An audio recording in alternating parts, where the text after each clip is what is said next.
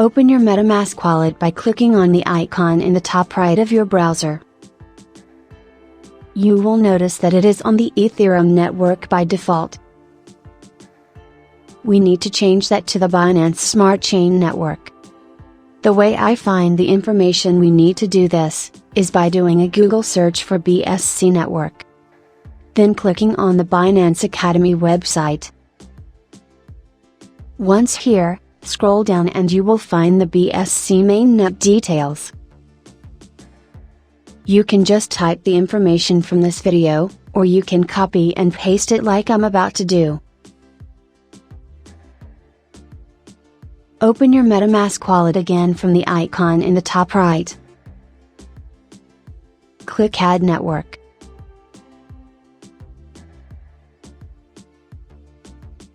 Type in or copy and paste the correct details into the relevant boxes.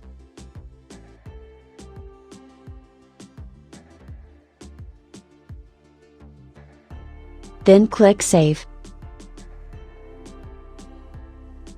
Well done, you should now see Smart Chain Network in the top right and also the BSC logo in the center. This will now allow any current or future BSC linked tokens to be visible going forwards.